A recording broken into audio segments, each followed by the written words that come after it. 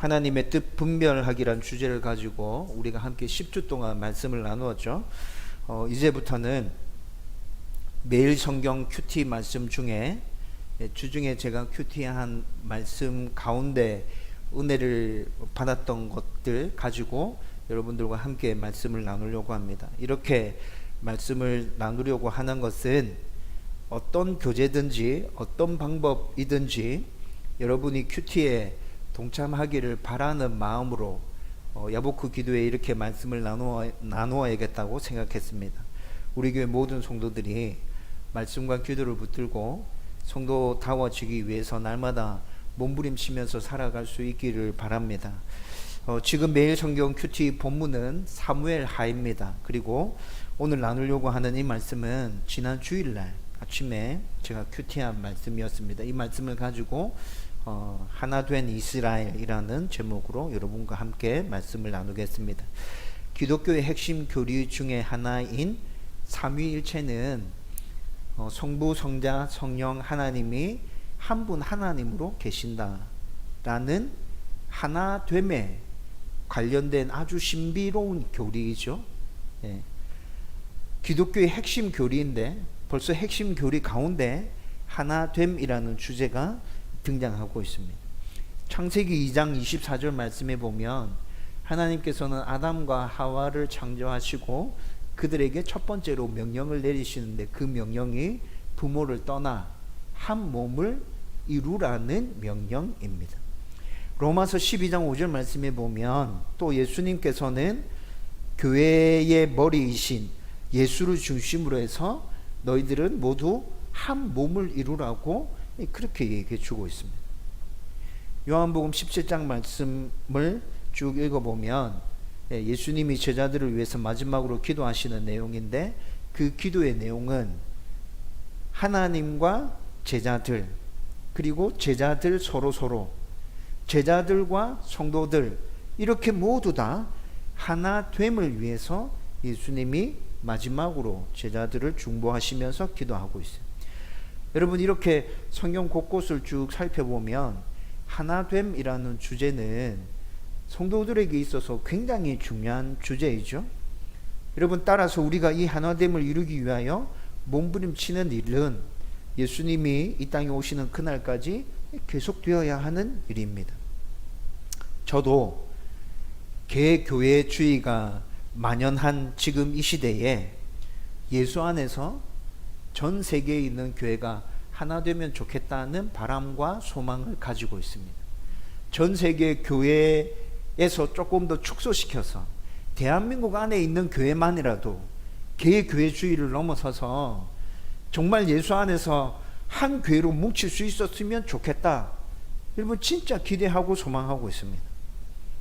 그리고 실제 저의 삶 가운데서 정말 간절하게 기대하고 소망하고 바라는 하나됨은 예수 안에서 저와 여러분들이 하나님과 하나 되는 그 하나됨, 예수 안에서 저와 여러분들이 하나 되는 그 하나됨, 여러분과 여러분들이 서로 하나 되는 그 하나됨이 우리 교회 안에서 정말 일어났으면 좋겠습니다.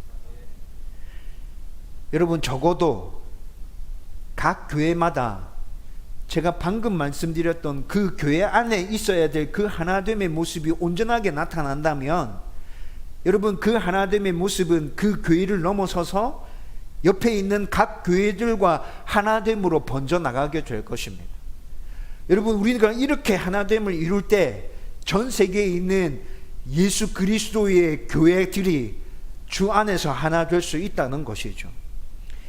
여러분 오늘 말씀은 사울이 교만과 욕심 가운데서 시기 질투로 가득 차서 다윗을 죽이기 위해서 아주 오랫동안 쫓아다녔죠.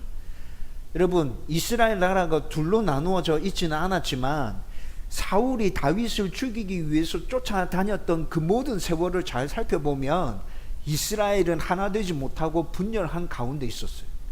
여러분 그런데 드디어 오늘 말씀에서 하나 된 이스라엘의 모습이 나타나고 있습니다. 여러분 이스라엘의 모든 장로들이 다윗에게로 나와서 다윗을 왕으로 추대하는 내용이 우리가 읽었던 본문의 내용이죠. 여러분, 이 말씀을 함께 나누면서 우리도 예수 안에서 온전한 하나됨을 꿈꾸고 진짜 그 하나됨을 우리 교회 안에서 먼저 이룰 수 있기를 주님의 이름으로 축원드립니다. 여러분, 1절 말씀은 모든 이스라엘 지파가 다윗을 왕으로 추대하기 위해서 헤브론으로 모였다라고 말씀하면서 오늘 본문이 시작하고 있습니다. 여러분, 그런데 이스라엘의 장로들이 지금 헤브론으로 나와서 다윗을 왕으로 추대하는 이 일은 다윗이 사무엘에게 기름 부음을 받고 난 후에 몇 년이 지나서 이 일이 일어나고 있는 줄 아세요? 22년이 지났어요.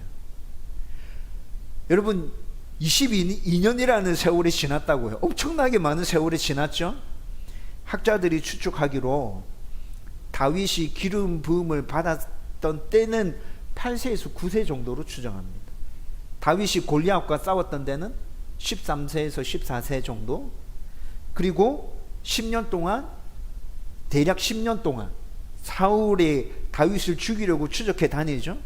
그렇게 해서 23살, 24살쯤에 유다 지파의 왕으로서 다윗이 왕의 자리에 올랐다라고 추측하고 있어요. 여러분, 그러면 다윗이 유다의 왕으로만 세워지는데 몇 년의 세월이 흐른 거예요? 대략 15년의 세월이 흘렀어요. 유다의 왕으로, 유다 지파 한 지파의 왕으로만 서는데 15년의 세월이 흘렀고, 오늘 본문 말씀은 22년이라는 세월이 흘러서 모든 이스라엘의 왕으로 지금 다윗이 왕위에 오르게 된 것이라는 거죠. 여러분, 그런데 이렇게 22년의 세월이 지나는 동안 다윗이 얼마만큼 힘들고 어려웠는지 우리는 사무엘상 강해를 쭉 했기 때문에 굉장히 많은 지식들을 이미 가지고 있죠. 여러분, 그런데 여기서 궁금한 게 하나 생겨요. 하나님은 왜 다윗에게 왕이 될 거라고 기름을 부어놓고 22년이라는 세월을 그를 힘들게 만들었을까? 여러분, 잘 생각해 보세요. 다윗이 기름 부음을 받고 난 다음에 22년의 세월이 흘러가죠. 이 22년의 세월 동안 힘들었던 사람 누굴까요? 제일 힘들었던 사람? 다윗. 진짜 힘들었겠죠?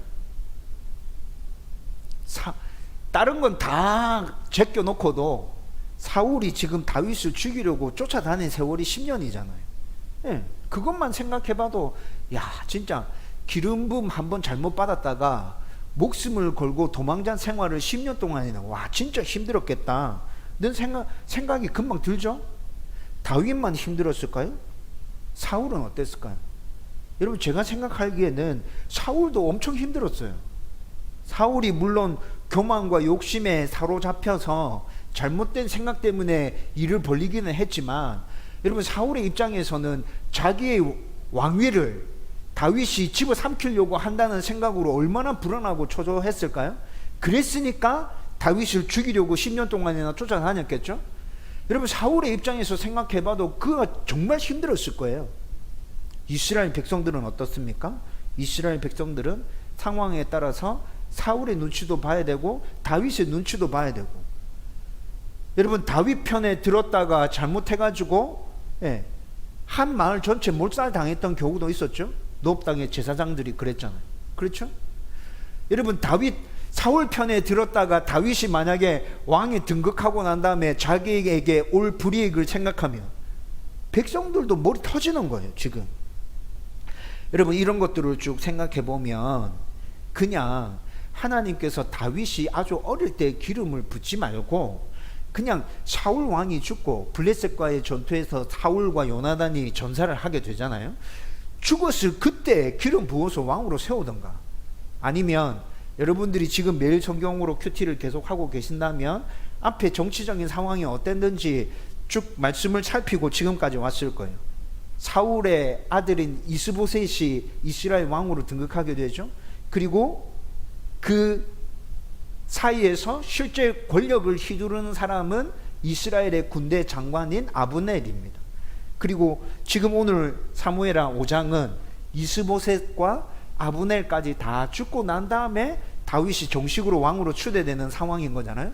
여러분, 이런 모든 것들을 다 살펴보면 사울과 요나단이 죽었을 때 다윗에게 기름을 붓든지, 아니면 복잡한 정치적인 모든 상황들이 다 정리되고 이스보셋도 죽고 아브넬도 죽고 난 다음에 진짜 딱 등장해야 될 때 하나님이 다윗에게 기름 부으면 되지, 왜 22년 전에 미리 기름을 부어가지고 다윗도 힘들고 사울도 힘들고 이스라엘 백성들도 힘들고 다 이렇게 힘들게 만드는 건지, 여러분, 이런 생각들이 좀 들죠. 그렇지만 사무엘상 강의 말씀을 쭉 함께 나누는 동안에 여러분, 이 모든 일들이 하나님의 섭리 가운데서 다윗을 온전한 하나님의 왕으로 세우기 위한 하나님의 섭리와 계획하여서 진행된 일이었다는 것도 우리는 충분히 살펴봤어요. 여러분, 하나님과 백성을 온전히 사랑하며 겸손과 인내를 겸비한 신본주의적인 왕을 세우시기 위해서 하나님은 22년 동안 다윗을 훈련시키는 거예요. 여러분, 아주 어린 나이일 때 다윗이 갖춰진 것이 너무 많아서 하나님 보시기에 마음에 흡족했어요. 그래서 기름 부었지만, 그렇지만 여전히 다듬어지고 훈련받아야 될 것들이 여러 가지가 있었겠죠. 그래서 하나님은 다윗을 그렇게 힘들게 만드시면서 온전한 왕으로 세우시기 위해서 22년의 세월을 보냈고, 때가 되었을 때 이스라엘의 왕으로 등극하게 된다는 것이죠. 여기서 오늘 말씀 주제와 관련해서 우리가 주목해야 할 것을 두 가지로 나누어서 함께 생각해 보려고 합니다. 첫 번째는 다윗의 훈련 과정에서 우리가 간과할 수 없는 중요한 포인트 중에 하나는 하나님과의 하나됨이라는 것입니다. 여러분, 하나님께서 22년 동안 다윗을 쭉 훈련시켜 가는데 훈련시켜야 될 여러 가지 것들이 있었겠죠. 그런데 그 훈련시켜야 될 여러 가지 것들 중에 하나님과의 하나됨이라는 이 훈련 주제는 굉장히 중요한 훈련 주제였습니다. 여러분, 22년 동안 하나님께서는 다윗이 하나님과 온전하게 하나 되게끔 만드는 훈련을 계속해서 시켜 오셨던 것입니다. 여러분, 또 질문 한번 던져 보십시다. 다윗은 22년의 세월을 지나면서 기름 붓고 난 다음에 22년의 세월을 지나면서 내적으로도 힘들었고 외적으로도 힘든 일들이 계속 다가왔죠. 근데 그 힘든 일들을 다 어떻게 이겨냈을까요? 외적으로는 어떤 힘듦이 있었어요? 제가 말씀드렸잖아요. 사울이 10년 동안 쫓아다녔죠. 여러분, 내적으로는 어떤 어려움이 있었을까요?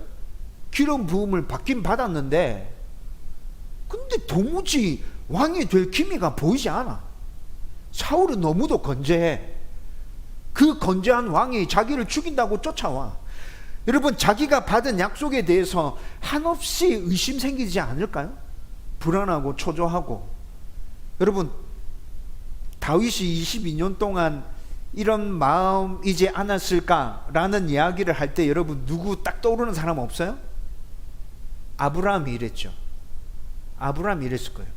기간도 비슷한 것 같아. 그렇죠? 아들을 주시겠다 약속을 받았는데 아들이 생길 기미가 안 보이니까 아브라함은 어떻게 해요? 자기 마음대로 어떻게 한번 해보잖아. 해볼 수 있는 짓들을 한번 해보죠. 여러분, 제가 생각할 때 다윗의 내적인 가운데 이런 어려움들 분명히 있었을 거예요. 그리고 또 하나님은 다윗에게 이런 훈련의 과정을 통해서 도대체 무엇을 가르치려고 하는 것일까요? 여러분, 제 생각에는 이 질문의 답은 똑같아요. 다윗이 하나님과 하나 되어서 동행하는 삶을 하나님은 그에게 가르치기를 원하는 거예요. 여러분, 내적인 어려움과 외적인 어려움 어떻게 이겨냈냐? 하나님과 하나 되어서 동행하는 삶을 살았기 때문에 22년의 세월 가운데 그 모든 힘듦을 이겨낼 수 있었다는 것이죠. 여러분, 다윗은 어릴 때부터 하나님과 하나 되어서 동행하는 훈련을 하면서 그분의 위로와 격려를 누리면서 계속 살아왔어요. 어린 시절에 양떼를 돌볼 때 그가 들판에서 지었던 수많은 시들, 여러분, 시편의 시들을 읽어보면 목자 생활을 하면서 하나님과 어떻게 동행했는지에 대해서 그 시의 내용들에서 쭉 나타나죠. 어떤 특정한 시가 언제 지어졌는지, 그때가 어릴 때 있는지 아니면 장성할 때였는지 우리는 정확하게 추론하지 못하는 게 대부분이기는 하지만, 여러분 그 시의 내용들을 쭉 읽어보면 다윗이라는 인물은 굉장히 어릴 때부터 하나님과 동행하는 삶을 살았구나 라는 추측은 쉽게 할 수 있다는 거예요. 사나운 짐승들과 맞서 싸울 수 있었던 그 자신감과 용기와 그 담대함은 어디서 나오는 거예요? 여러분, 다윗이 골리앗과 싸우겠다고 사울왕 앞에 서서 얘기할 때, 13살 14살 되는 그 소년이 얘기할 때 자기는 들판에서 짐승들과 싸워서 이겼던 때도 많았다고 얘기하잖아요. 그런데 그 어린 아이가 그 짐승들과 맞서 싸우는 그 용기, 담대함, 이런 게 어디서 왔냐고요. 기름 부음을 받은 후에 여전히 자기 자리를 지키면서 아버지와 형들에게 순종하고 있는 다윗의 모습도 우리가 살펴봤었죠. 여러분, 이런 모습들은 그가 하나님과 동행하면서 하나님과 하나 되어 있어서 그분의 평안과 위로와 격려를 누리고 있었기 때문에 모두 가능했던 것이라 저는 확신합니다. 그래서 힘들고 고통스러웠던 그 사울의 추격 가운데서도 미치거나 낙심하지 않고 그 긴 세월 동안 잘 견딜 수 있었던 것이죠. 여러분, 이것뿐만이 아니라 하나님과 하나 되어 동행했기 때문에 그분이 자기에게 준 약속에 있어서도 흔들리지 않을 수 있었습니다. 여러분, 앞서 설명했듯이 기름 부음을 받고 난 다음에 22년의 세월이 흘러서 오늘 본문의 상황이 진행되고 있습니다. 그런데 다윗은 22년의 세월이 흐르는 동안에 자기의 힘으로 왕위에 오르려고 시도한 적이 한 번이라도 있었습니까? 없었죠. 자기의 힘으로 왕위에 오르려고 시도했던 적이 한 번도 없었습니다. 여러분, 어떻게 이게 가능할 수 있습니까? 여러분, 다윗에게 아무런 자극이 없었습니까? 다윗에게는 반란을 일으킬 만한 충분한 명분이 있었죠. 아무 잘못도 없는 사울이 죽이려고 계속 쫓아왔잖아요. 사울을 죽일 수 있는 기회가 2번이나 있었지만 그를 살려주었음에도 불구하고 사울은 여전히 다윗을 죽이려고 쫓아오고 있잖아요. 여러분, 이 정도면 다윗 입장에서 생각해보면 반란을 일으켜서 나라를 뒤집어 엎을 만한 충분한 명분이 그에게 있는 거잖아요.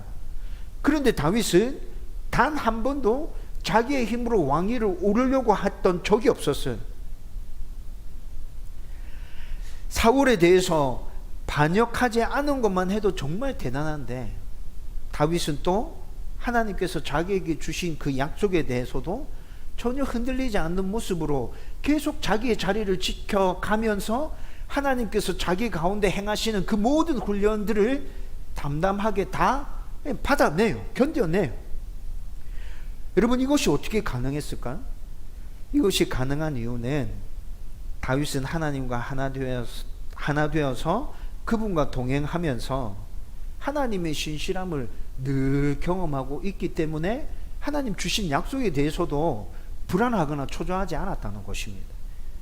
여러분, 그래서 우리가 정말 잘 알고 있는 시편 23편은 어떻게 시작합니까?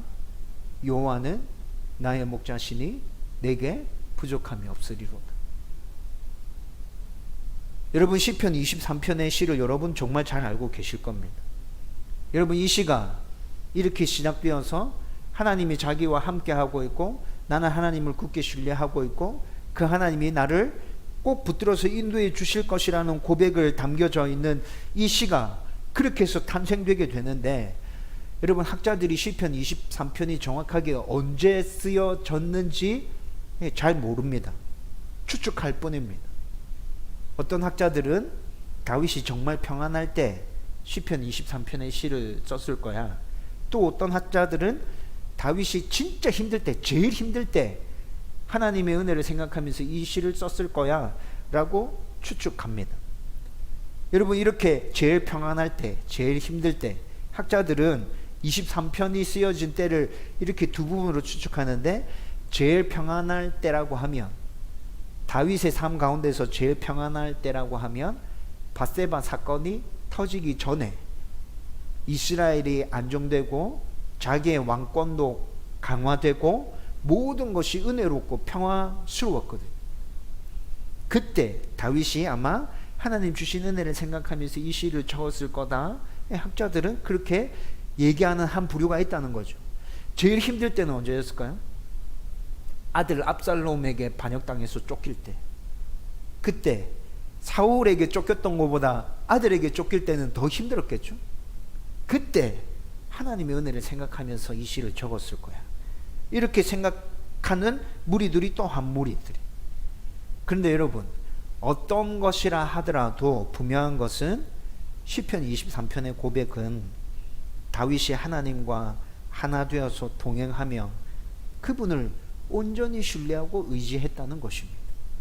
힘들 때, 좋을 때, 어떤 때든지 그가 하나님을 의지하고 하나님을 생각하면 힘이 나고 위로를 얻고 격려를 얻었다는 것이죠. 따라서 우리도 하나님과 하나 되어 동행하면 어떤 고난과 어려움 중에서도 좌절하거나 낙심하지 않을 수 있습니다.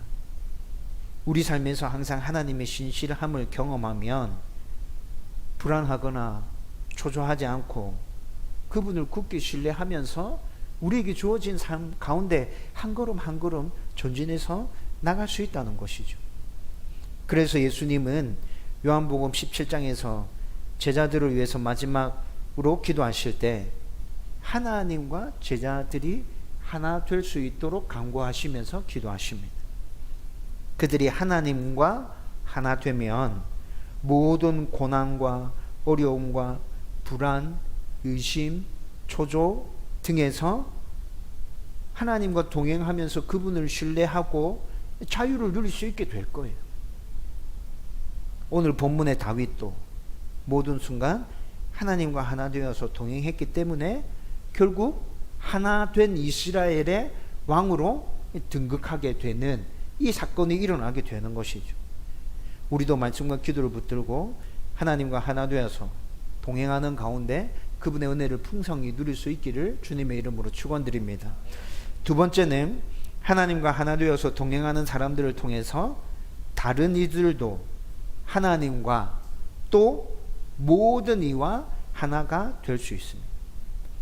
여러분 1절 말씀, 이스라엘의 모든 지파 장로들이 다윗에게 나와서 우리는 한 골육이다 이렇게 얘기하고 있죠. 우리는 한 골육입니다.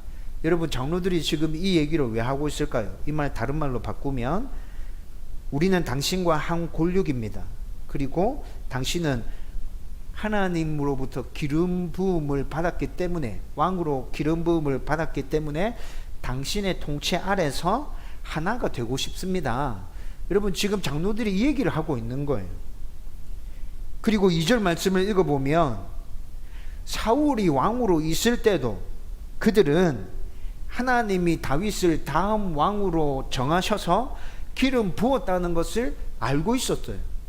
이것뿐만이 아니라 다윗이 사울의 신하로 있을 때도 이스라엘 안에서 사울의 영향력보다 다윗의 영향력이 훨씬 컸다는 것을 이 사람들이 알고 있었어요. 2절 말씀을 잘 읽어보면 이런 것들이 드러납니다. 여러분 사무엘상 말씀 강의할 때 우리 계속 생각했었죠? 사울의 가족들 중에도 다윗을 추종하며 따르는 자들이 있었습니다. 대표적인 사람이 누굽니까? 미갈과 요나단이죠. 여러분 사울의 가족들 중에만 그런 사람이 있었어요? 이스라엘의 신하들 중에 다윗을 추종하고 따르는 사람들이 많았다고요. 그리고 신하들 뿐만이 아니라 이스라엘 백성들 중에도 상당수가 다윗을 지지하고 따랐죠. 여러분 그렇지만 사울이 왕위에 있을 때는 다윗이 아무리 영향력이 크다 할지라도 이스라엘 백성들이 사울을 따르는 것, 사울을 중심으로 해서 하나를 이루는 것이 성경적으로 봤을 때 맞는 거잖아요. 그렇죠? 여러분 그런데 사울이 죽고 난 이후에는 어떻게 돼요? 사울이 죽고 난 후에 유다 지파 외에 나머지 10지파들은 도대체 뭐 하고 있었던 거예요? 사울이 죽고 난 후에 유다 지파만 다윗을 왕으로 세우죠. 그래서 7년 6개월이 흘러가요. 근데 다른 이스라엘 10지파들은 도대체 그 기간에 뭐 하고 있었다는 것이죠. 여러분 사무엘 3장과 4장 사무엘 하 3장과 4장 말씀을 읽어보면 그때 그 당시에 정치적인 상황이 녹록하지 않았다고 제가 말씀드렸잖아요. 유다 지파 외에 이스라엘의 10지파들은 사울이 죽고 난 다음에 사울의 아들 이스보셋이 이스라엘의 왕으로 등극하게 되는데 이스보셋의 눈치를 또 봐야 돼. 그리고 실제 권력은 아브넬이 잡고 있어요. 아브넬의 눈치도 봐야 되죠. 그러면서 유다 지파의 왕으로 등극한 다윗의 눈치도 또 봐야 되네. 여러분 그렇게 눈치 보는 세월이 7년 6개월이 흘러갔다는 거예요. 7년 6개월이 흘러가고 사무엘하 3장과 4장에서 이스보셋도 죽고 아브넬도 죽었어요. 모든 정치적인 복잡하게 얽혀져 있던 이 정치적인 상황들이 다 종결되고 나니까 이스라엘 장로들이 어떻게 해요? 스스로 찾아왔어요. 누구에게 찾아와요? 다윗에게. 하나님과 동행하고 있는 다윗에게 이스라엘 장로들이 스스로 찾아와서 우리의 왕이 되어달라고 요청하고 있는 것이죠. 여러분 아마 다윗이 기름 부음을 받았음에도 불구하고 그가 하나님의 사람답게 행하지 않았다면 장로들이 다윗을 찾아갔을까요? 제가 생각할 때는 그냥 유다 지파와 나머지 10지파들은 그냥 그 상태에서 나눠진 채로 그냥 그렇게 살았을 것 같아요. 다윗이 기름 부음을 받은 하나님의 사람답지 않았다면. 그런데 이스라엘의 10지파 사람들도 다윗이 정말 하나님의 사람으로 제대로 살고 있다는 걸 그들이 충분히 알고 있었죠. 그래서 모든 상황들이 다 정리되고 나니까 자기 스스로 찾아와서 하나님과 하나 되어 그분과 동행하고 있는 다윗에게 우리의 왕이 되어 주십시오. 하나님께서 당신을 이미 왕으로 기름 부으셨지 않습니까? 여러분 이렇게 요청하는 일들이 생겨나게 된 것이라는 거죠. 여러분 하나님과 하나 되어서 동행하는 사람은 이렇게 주변의 다른 사람들도 하나 되게 만드는 힘이 있습니다. 여러분 요한복음 17장에서 예수님이 하나님과 제자들 그리고 제자들끼리 서로 그리고 제자들과 성도들이 하나 되게 해달라고 기도한 이유가 바로 여기에 있습니다. 여러분 요한복음 17장 23절 말씀 같이 한번 읽어보십시다. 다 같이 읽겠습니다. 시작. 곧 내가 그들 안에 있고 아버지께서 내 안에 계시어 그들로 온전함을 이루어 하나가 되게 하려 함은 아버지께서 나를 보내신 것과 또 나를 사랑하심 같이 그들도 사랑하신 것을 세상으로 알게 함이로 쏘이다. 아멘.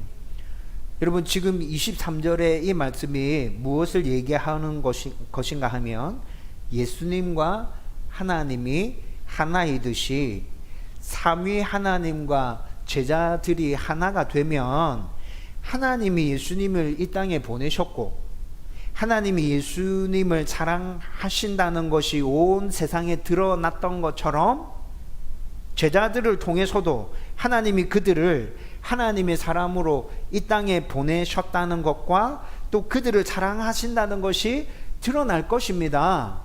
지금 이 얘기를 하고 있는 거예요. 하나님과 예수님과 제자들이 하나 되어져 있음을 누가 안다는 거예요? 세상 사람들이 그 모습을 보면서 안다는 거죠. 그래서 결국에는 많은 성도가 이런 제자들의 모습을 보고 온전한 하나됨 가운데 그들도 점점 들어오게 될 거라는 의미가 23절 안에 담겨져 있는 거예요. 여러분 지금 제가 방금 드렸던 이 설명을 이해하겠죠? 물론 본문의 상황에서 다윗의 경우를 보면 이런 일들이 일어난 것은 굉장히 많은 시간이 걸린 일이고 또 굉장히 어렵다는 것을 충분히 인지할 수 있습니다. 하지만 하나님과 하나 되어서 동행하는 자를 통해서 반드시 이런 일들이 일어나게 됩니다. 여러분 성경을 잘 읽어보십시오. 지금까지 믿음의 역사는 이렇게 하나님과 온전하게 하나 된 사람들을 통해서 이 사람을 중심으로 또 다른 사람들이 그 주위에 모여들게 되죠. 그리고 이 사람과 모여든 사람들이 또 예수 안에서 하나됨을 이루면서 지금까지 믿음의 모든 역사들이 다 진행되어지고 이루어져 왔습니다. 여러분, 앞으로도 하나님의 역사는 이렇게 진행되어져 갈 겁니다. 따라서 우리는 말씀과 기도를 붙들고 하나님과 하나 되기 위해서 몸부림쳐야 합니다. 우리가 그렇게 하나님과 하나 되기 위해서 몸부림치고 있으면 우리의 모습을 지켜보고 있는 누군가가 나도 너와 하나 되고 싶어 라고 요청하면서 우리 가운데 다가올 거예요. 우리에게 다가올 거예요. 그러면 우리는 하나님의 사랑으로 그들도 품어주면서 그들과 다시 하나를 이루어 가야 된다는 거죠. 여러분, 이런 일들이 계속 반복해서 이루어지면서 하나님의 교회는 건강하게 세워지는 것입니다. 이 땅 가운데 하나님의 나라는 굳게 세워지는 것이에요. 여러분, 하나님께서 오늘 이 본문을 통해서 우리 가운데 말씀하십니다. 그 하나됨의 중간에 네가 있으면 좋겠어. 나와 하나 되어져 있는 너가 그 중간에 있으면 좋겠어. 하나님이 이렇게 말씀하고 계신다고. 여러분, 우리가 하나님과 하나 되어서 그 중간에 딱 버티고 서 있으면 하나 되기 위해서 몰려오는 자들이 분명히 있을 거예요. 우리 교회가 하나님과 하나 되어서 이 지역에 굳건하게 버티고 서 있으면 이 지역에 사는 사람들 중에 하나님과 하나 되고 싶어 하는 사람들, 예수 믿는 우리와 하나 되고 싶어 하는 사람들이 우리 가운데 모여들게 될 거예요. 우리는 그들과 또 하나를 이루면 됩니다. 그리고 하나님의 나라를 이 땅 가운데 굳게 세워가면 된다고요. 여러분, 이렇게 몸부림치면 오늘 우리가 읽진 않았어요. 그런데 10절 말씀에 이렇게 얘기합니다. 10절 말씀 같이 읽어봅시다. 다 같이 읽겠습니다. 시작. 만군의 하나님 여호와께서 함께 계시니 다윗이 점점 강성하여 가느라. 아멘. 여러분, 사무엘상 말씀 나눌 때 사울에게서 떠나셨던 하나님 우리는 확인했죠? 그런데 오늘 말씀은 다윗 가운데 함께 하시는 하나님이 나타납니다. 두 사람의 모습이 아주 극명하게 대조되고 있습니다. 여러분, 물론 하나님이 함께 하심으로 다윗이 강성해져 가는 것을 아주 단편적으로만 받아들이면 안 됩니다. 지금까지 계속 말씀드렸잖아요. 다윗에게 이런 복이 임하기까지 엄청난 고난이 있었고 고통이 있었고 훈련과 연단의 시간이 있었고 그도 불안했고 초조했고 지루한 긴 기다림의 시간이 있었다고 말씀드렸죠. 여러분, 이후에 다윗의 이야기를 살펴봐도 이런 이야기들은 계속 반복되어져 갑니다. 왕위에 오르고 난 다음에도 굉장히 다양한 사건들이 계속 펼쳐지죠. 죄와 실패까지 추가되면서 다윗의 삶이 참 처절하게 흘러가기도 합니다. 그런데도 여전히 그가 하나님과 함께 하면서 점점 강성해지는 이유는 어떤 상황 가운데 있을지라도 하나님과 하나 되어서 그분과 동행하고 있었기 때문이라는 것이죠. 그렇게 살면 힘들고 어려울 때 하나님께서 힘과 위로와 용기와 지혜를 허락해 주실 거예요. 범죄했을 때는 자기의 죄를 깨달을 수 있도록 은혜를 주실 거고, 철저히 회개하고 돌이키고 다시 일어서서 하나님의 말씀에 순종하려고 발부둥 치는 삶을 살 수 있도록 하나님께서 또 은혜를 주실 거란 말이에요.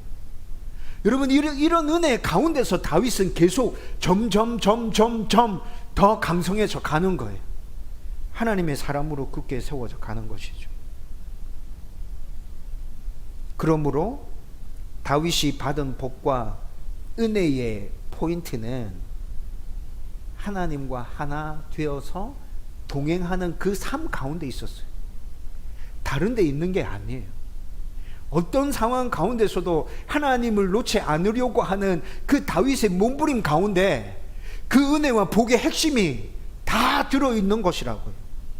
여러분, 이 사실을 잘 기억하고 우리도 하나님과 하나 되어서 동행하면서 그분의 은혜와 복을 풍성하게 누리며 이 땅 가운데 하나님의 나라를 굳게 세워갈 수 있기를 주님의 이름으로 축원드립니다. 여러분, 이제 말씀을 정리하려고 합니다. 여러분, 다시 말씀드리는데 하나님과의 하나됨, 예수 안에서 우리가 하나 되는 것은 절대로 쉬운 일이 아닙니다. 쉽지 않습니다. 많은 시간이 필요하고요. 연단과 인내의 시간이 필요합니다.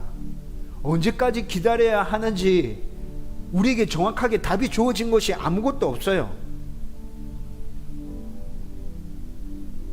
그렇지만 또 분명한 것도 있어요. 그 하나됨을 온전히 이루어 가면 어떻게 된다고요? 하나님이 우리와 동행하여 주셔서 점점 더 강성하게 될 것임도 성경에서 분명하게 우리 가운데 얘기해 주고 있잖아요. 여러분, 따라서 성도라면 하나님과 하나 되어서 동행하는 이 삶을 절대로 포기할 수 없습니다. 힘들고 어렵다 하더라도 우리는 이 일을 그냥 가만히 내버려 둘 수 없어요. 힘들고 어려워도 우리는 살아남기 위해서, 이 땅 가운데 성도로 제대로 살기 위해서 하나님과 하나 되기 위해서 발버둥 쳐야 합니다. 하나님과 동행하는 삶을 살기 위해서 우리는 날마다 몸부림쳐야 된다고요. 어떻게 하나님과 동행할 수 있죠? 이건 너무 강조해서 여러분들에게 많이 말씀드렸어요. 하나님과 동행하는 삶을 살기 위해서, 하나님과 하나 되기 위해서는 말씀과 기도밖에 없다고 계속해서 말씀드리고 있잖아요. 매일 하루를 시작할 때, 하루를 마칠 때 어떻게 말씀을 보고 계십니까? 어떻게 기도하고 있습니까? 여러분, 그 하나하나가 모여서 하나님과 하나됨을 이루게 될 것입니다. 그 하나가 모여서 우리는 온전하게 하나님과 동행하는 삶을 살 수 있게 될 것입니다. 여러분, 날마다 말씀과 기도를 붙들고 하나님과 하나 되기 위해서, 하나님과 동행하기 위해서 더욱더 몸부림칠 수 있었으면 좋겠습니다. 여러분, 실패하더라도 좌절하지 마십시오. 낙심하지 마십시오. 실패한 모습 가운데서 다시 일어서는 우리의 모습을 하나님은 기뻐하십니다. 칭찬하실 겁니다. 힘 주실 겁니다. 은혜 주실 겁니다. 우리를 붙들어서 인도해 주실 겁니다. 저는 여러분들이 그렇게 여러분들의 삶 가운데 살았으면 좋겠습니다.